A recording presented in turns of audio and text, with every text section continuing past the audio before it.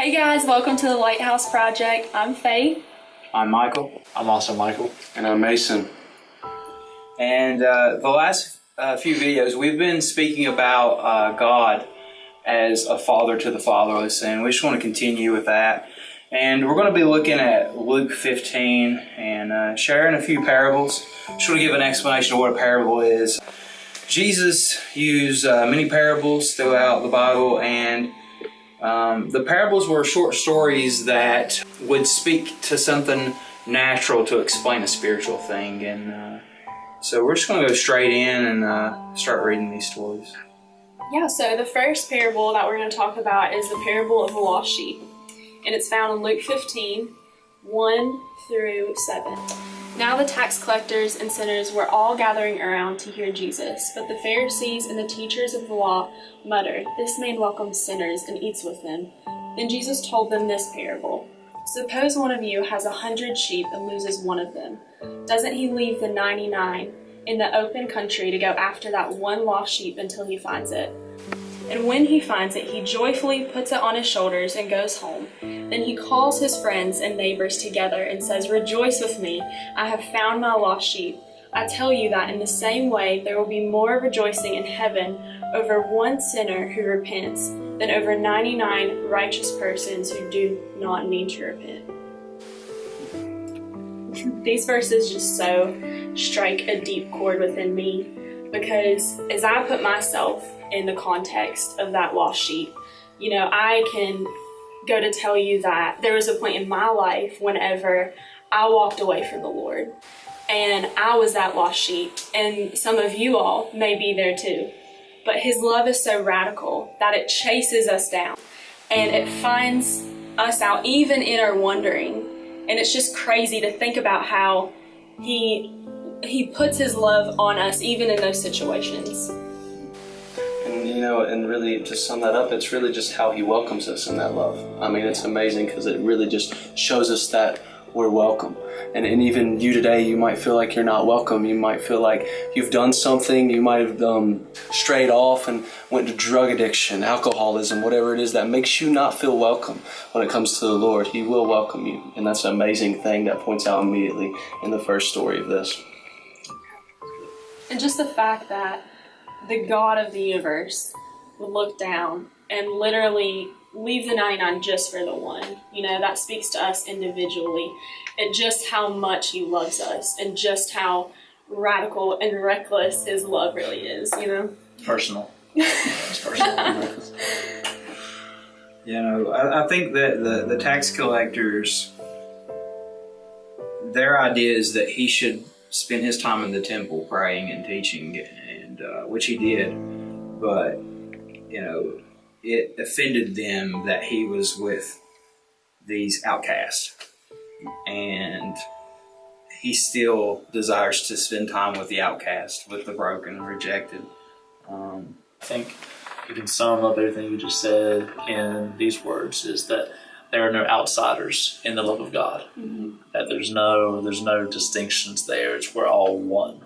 He all sees us on the even playing field. Mm-hmm. We see ourselves in different ways. People who are rich and poor, people who are healthy, who are sick, people who are young or old. God sees us all on an identical level. It's not there's these people who are really good and don't mess up and go to church, and there's these people who are in the slums and have messed up and have done all these bad things. He sees us all on this even playing field, and there's no outsiders in that. The second story is the parable of the lost coin. It says, "Or suppose a woman has 10 silver coins and loses one. Doesn't she light a lamp, sweep the house, and search carefully until she finds it? And when she finds it, she calls her friends and neighbors together and says, 'Rejoice with me, I have found my lost coin.' In the same way, I tell you, there is rejoicing in the presence of the angels of God over one sinner who repents." I love the value that this story puts on us, because in this parable, we are that coin that has been lost, that has escaped the relationship with God. And we see here how God is so diligent and so careful to look for us and to chase us down and to seek us out. And the joy that God has whenever He receives us, it's not something that He does and He's just, oh well, I guess I have them back. It's something He is so excited about whenever He can bring us back into His arms. So good. I think back to our last teaching, one of the scriptures talked about His thoughts towards us, and it says it outnumbers the grain of sand. You think of every grain of sand on every beach, every desert. His thoughts towards us, towards me, towards you, outnumbers every grain of sand. And it shows us that in His eyes we have value. He searches for us because He loves us. He searches for us because He cares for us. Yeah, I mean, I think that's, also amazing because it really points out that, just even how the woman may have felt in this moment when it was like, realized like, look, I've lost something. You might feel like you've even lost something in your life. And there's times where I feel like even it's in the heart of God, it breaks His heart to know that He's lost us, but still He searches. Still He searches to the deep places in our hearts to help us realize, like, look, He's still seeking us out. Even when we're not seeking Him, He's seeking us out. Yeah. Let's look at the parable of the lost son, verse 11. So Jesus continued, there was a man who had 2 sons. The younger one said to his father, Father, give me my share of the estate. So he divided his property between them. Not long after that, the younger son got together all he had, set off for a distant country, and there squandered his wealth in wild living. After he had spent everything, there was a severe famine in that whole country, and he began to be in need. So he went and hired himself out to a citizen of that country who sent him to the field to feed the pigs. He longed to fill his stomach with the pods that the pigs were eating, but no one gave him anything. When he came to his senses, he said, how many of my father's hired servants have food to spare, and here I am starving to death? I will set out and go back to my father and say to him, Father, I have sinned against heaven and against you. I am no longer worthy to be called your son. Make me like one of your hired servants. So he got up and went to his father. But while he was still a long way off, his father saw him, and filled with compassion for him, he ran to his son and threw his arms around him and kissed him.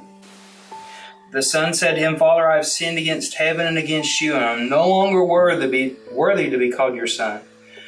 But the father said to his servants, quick, bring the best robe and put it on him. Put a ring on his fingers and sandals on his feet. Bring the fatted calf and kill it.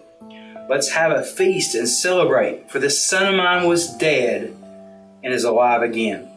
He was lost and is found. So they begin to celebrate. It strikes a deep core, in me personally, especially branching from the testimony video. As I had the awesome opportunity to be able to share my story and how the loving Father has shown up in so many different intricate ways, and how in the midst of that same way as God began to, He still had a plan in His heart for the son that had left, still had a plan in His heart for the prodigal. And there's many things on the inside of us, and there's many things on the inside of you and me that have went astray. And so God wants to restore us back to that place. And in that, the Father's arms are open, as it began to say that He wrapped His arms around him. It's welcome, and it's evident that He comes and He wraps around us, no matter in spite of what we've done. And you might feel today that you don't know. You don't know if the arms are still around you, but His arms are definitely evident right there in the midst. As soon as you come back. Yeah. Maybe you're watching this today and you feel as if you've lost everything. Like this man had failed. He had squandered all this money, all of this time also. All of his relationships, he had cut off himself from all of these things. And maybe that's how you feel. Maybe you feel like you've wasted so many opportunities, and you've burnt so many bridges, and you've lost so much. And you might have lost a lot. But one thing you have not lost and you will never lose is the Father's love. Yes. His heart for you does not change. There is no place that you can go. There is no height, no depth that you can escape the Father's love for you. He calls you into a relationship, and the son, he just seen himself as a servant. but the Father seen him as a son. Yes. And even in his mistakes, even in everything that he had lost, everything that he had spent, even in his sin, he still identified him as a son, and he identifies you as a son, as a daughter. You're precious to him. You've got to realize that you're not rejected. His arms are open. They're open right now. They're open for me. They're open for all of us. He's not turning you away, but he's waiting on the road right now for you. The verse that hit me while you were speaking was, "But while he was still a long way off, his father saw him and was filled with compassion for him." So even in our wandering, even when we're still far off, he still sees us, and he is still putting his love on us, and he's still chasing us down. That's just crazy to think about, you know? Yeah, that's so amazing. But so really to close out, I really want to kind of dig into the scripture and let that be rest on the inside of us, but also rest in the side of you today, because this is for you. But the Father said to his servants, "Quick, bring the best robe and put it on him. Put a ring on his finger and sandals on his feet. Bring the fatted calf and kill it, and let's have a feast and celebrate. For the son of mine was now dead and is alive again. He was lost and is found." So they begin to celebrate. So that to let that sink into us, but to help us understand that, look, God, no matter what, is willing to celebrate you when you come to his open arms today. And when you really understand that this is for you, this is not that he's for you, he's not against you, and he will completely come and invade every part of you.